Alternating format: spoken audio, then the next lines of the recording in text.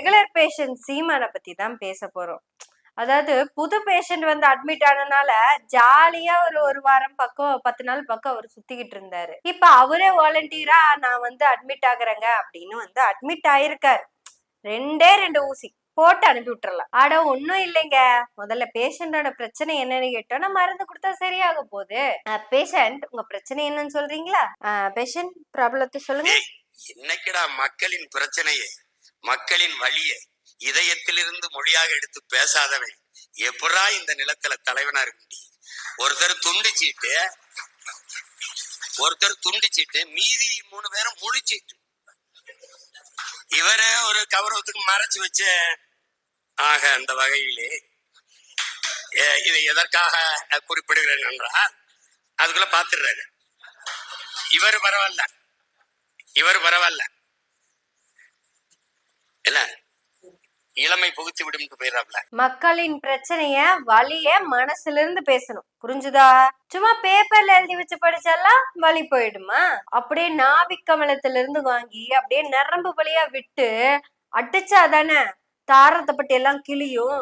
அப்படி அடிக்கணும். அவன் தான் தலைவன். இவர் எப்படி அடிப்பாரு தெரியுமில்ல? நம்ம சொல்ற பையன் எப்படி அடிப்பாருன்னு தெரியுமில்ல? மக்களோட வழிய இவனை மாதிரி சொல்றதுக்கு இன்னொருத்த பிறந்து வரணுமுங்க. ரொமான்ஸ் தெரியுமா? ரொமான்ஸ். பெண்களுக்கு ரொமான்ஸ் ரொம்ப முக்கியம். அது எங்கடா கிடைக்கும்னு பெண்கள் எல்லாம் தேடிக்கிட்டே இருக்கிறப்ப தான் இங்க இருக்காண்டா சீமானு, இவன் கிட்ட தாண்டி மொத்த ரொமான்ஸ் இருக்கு. அவனுக்கு கல்யாணம் ஆனா என்ன, குழந்தை இருந்தா நமக்கு என்ன? அவன் ரொமான்ஸ் பாய், பிளே பாய். அந்த விளையாட்டு பையன் கிட்ட இருக்கிற ரொமான்ஸ் வேற யாருக்கிட்டயுமே இல்லையே. தலைவன் என்ன அழகா பேசியிருக்கான் தெரியுமில்ல? இவன் சொன்னது பொய்ன்னு நம்ம சொல்லிட முடியாதுல்ல. ஏன்னா அந்த கட்சியினுடைய தொண்டை வித்யா வீரப்பன் அத உண்மையாக்கினாங்கல்ல. சித்தப்பா, அப்பா, சித்தப்பா மேல இது கேஸ் போட்டீங்க. எங்களுக்கு இருக்கிறதே ஒரே ஒரு சித்தப்பா. எங்க நாட்டை காப்பாத்துறதுக்கு ஒரே ஒரு சித்தப்பா தான் இருக்காரு. அவங்க மேல நீங்க பொய் கேஸ் போட்டிருக்கீங்க. அப்படி போட்ட பொய் கேஸுக்கு தான் உங்க சித்தப்பா சுப்ரீம் கோர்ட்டுக்கு போய் ஐ எம் சாரின்னு மன்னிப்பு கேட்டு வந்திருக்கிறாரு. தலைவர் பேப்பர் எல்லாம் பார்த்து படிக்க மாட்டாரு, பட்டைய கிளப்புவாரு. அன்பு உறவுகளே, அண்ணன் அங்க போறேன், எல்லாரும் அங்க வந்து நின்றுங்க, நீங்க வரலன்னா நான் அவ்வளவுதான் அப்படின்னு பேப்பர் பார்த்தெல்லாம் படிக்க மாட்டாருங்க. துண்டு சீட்டு வச்சிருக்க மாட்டாரு, முழு சீட்டு வச்சிருக்கிற மாட்டாரு. அப்படியே நாவிக்கமலத்திலிருந்து மக்களுக்காக குரல் கொடுப்பாருங்க. அதுவும் எப்படி? கல்லுக்குடி ஆடு துண்டிச்சுட்டு வச்சிருப்பாருலங்க நம்மால ஒருத்தர்.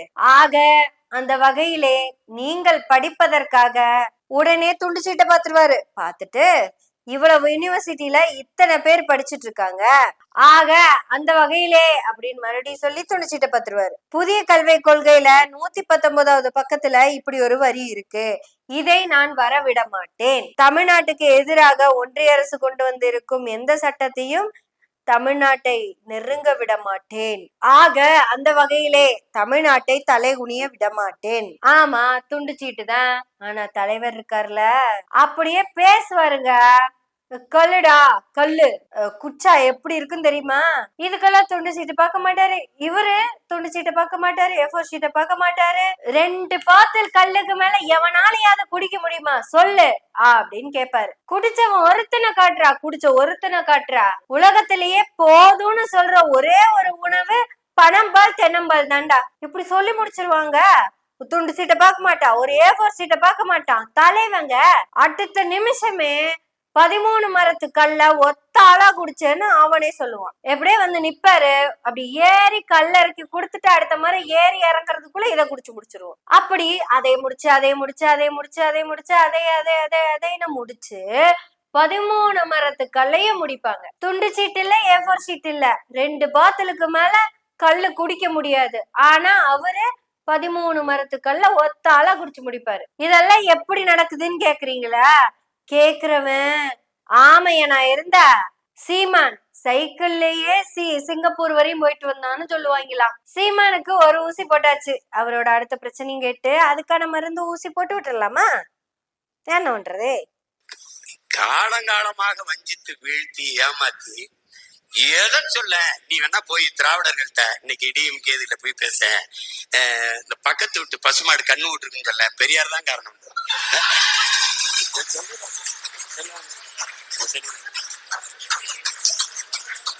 அந்த அம்மாவுக்கு ஒரே பிரசவத்துல 4 குழந்தையாங்க, பெரியார் தான்.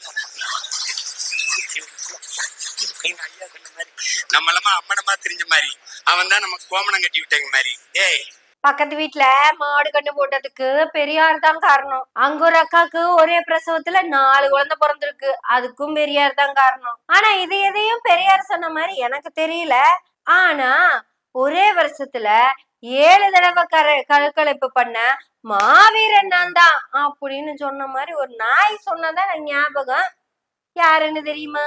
அந்த மானஸ்தை எங்கன்னு தான் தேடிக்கிட்டு இருக்கிற, சிக்க மாட்டேங்கிறான். பெண்களுக்கு வாகனம் ஓட்டுகிறார்கள், விமானம் ஓட்டுகிறார்கள், அதை ஓட்டுகிறார்கள்.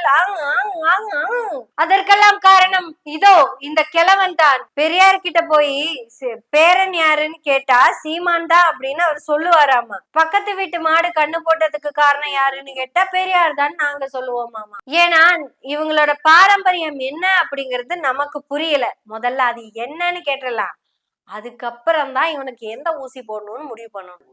ஐயா ராமசாமிங்கிற பெரியார் உட்கார்ந்து இருக்கும்போது பக்கத்துல பேரறிஞர்னு ஒருத்தன் அண்ணா இருந்தாப்புலப்பா. 2 MA படிச்சிருந்தாப்புல. அன்பழகன், நெடுஞ்செழியன், முதுகலை படித்து விட்டு ஆகச் சிறந்த அறிஞர்கள் உட்கார்ந்து இருந்தாங்க பக்கத்துல. அவர்களை யார் படிக்க வச்சது? யார் படிக்க வச்சது? இன்னைக்கு உலகத்திலே ஆல்பர்ட் ஸ்வீசர் சொல்றான், அவன் மூன்று துறைகளில் முனைவர் பட்டம் பெற்று நோபல் பரிசு பெற்றவன், மிகப்பெரிய மேதை. அவன் சொல்றான், நான் வாழ்நாள்ல எவ்வளவோ புத்தகங்களை படிச்சிருக்கேன், ஆனா இந்த மாதிரி மனித வாழ்க்கைக்கு நன்னெறி சொன்ன ஒரு நூலை நான் படிச்சதே இல்லைன்னு. அது நம்ம பாட்டனார் எழுதின திருக்குறள் தான். இல்லைங்க, ஏதோ ஒரு அறிஞர் 3 துறையிலயோ 3 மொழியிலயோ என்னமோ முனைவர் பட்டம் வாங்கியிருக்கிறாராமா. PhDங்க, டாக்டரேட் வாங்கியிருக்கிறாரு. அவரே சொல்றாராமா, உலகத்துல இருக்க எல்லா மொழியும் நான் படிச்சுட்டேன், திருக்குறளை மாதிரி ஒரு நன்னெறி நூலே கிடையாதாமா. அப்பேற்பட்ட திருக்குறள் இவன் முப்பாட்டை எழுதுனதாமா. அப்பேற்பட்ட பெருமை வாய்ந்த அந்த திருக்குறள் இவனோட அப்பனுக்கும் அத்தாளுக்கும் படிக்க தெரியாதாமா. இவன் தாத்தனுக்கு அப்படி ஒண்ணு இருக்கிறதே தெரியாதாமா. இவன் தாத்தனோட தாத்தன் தற்கொலையாமலைகளுக்கு சொல்லவாகேன்னு இப்படி அவனுக்கு எங்கேயோ இருக்கிறவனுக்கு தெரிஞ்சிருக்கு திருக்குறள்ல இவ்வளவு எல்லாம் இருக்குன்னு. உங்க அப்பனுக்கும் தாத்தனுக்கும் ஏன் தெரியலன்னு கேட்டா, பெரியார் சொல்லித்தான். பெரியார் தான் வள்ளுவருக்கு படிப்பு கொடுத்தாரான்னு கேக்குறான். வள்ளுவருக்கு படிப்பை பெரியார் கொடுக்கல, ஆனா வள்ளுவர் எழுதின அந்த திருக்குறளை நீ படின்னு நம்ம கிட்ட சொன்னாரு. அவர் ஒருத்தர் தான் எல்லாத்துக்கும் கல்வி கிடைக்கணும், எல்லாரும் படிக்கணும்னு நினைச்சாரு. அப்போ உன் தாத்தனோட தாத்தன் எவனுக்குமே கல்வி இல்ல. அப்ப அவன் பேசிக்கிட்டு இருந்த மொழி தமிழ். அந்த டைம்ல எந்த சில்லற பையனோட தாத்தனும் வரல. வந்த தாத்தனுங்களும், டேய் நம்ம முப்பாட்டம் வள்ளுவன் எழுதுனதுடா திருக்குறள், உங்களுக்கு தெரியுமா அப்படின்னு கேட்கல. அப்புறம் துச்சாதனன் சேலை உருவனான் அப்படிங்கறது திருக்குறள்ல எங்கேயுமே இல்ல. இவனுங்களா கேட்டுக்கிட்டு இருந்தாங்க. அப்படி படிப்பறிவு இல்லாத அந்த தாத்தனுங்களோட பேரங்கிட்ட வந்துதான் படிடா, சுயமரியாதையா இருடான்னு சொன்னாரு. பசுமாடு கண்ணுக்குட்டி போட்டதுக்கு பெரியார் காரணம் இல்ல. சில்லறப்பையா, அவனுக்கெல்லாம் எப்படி சொன்னாலும் நீ திருந்த போறது இல்ல. ஏன்னா உன்னை பொறுத்த வரைக்கும் காசேதான் கடவுளடா அப்படின்னு நம்பிட்டு இருக்க. பெரியார பத்தி பேசினா உனக்கு காசு வராது, பெரியாருக்கு எதிர்த்து நின்று பேசினா உனக்கு காசு வருது. ஆனா வர்றது மட்டும் இல்ல, வந்து அப்படியே கொட்டுது.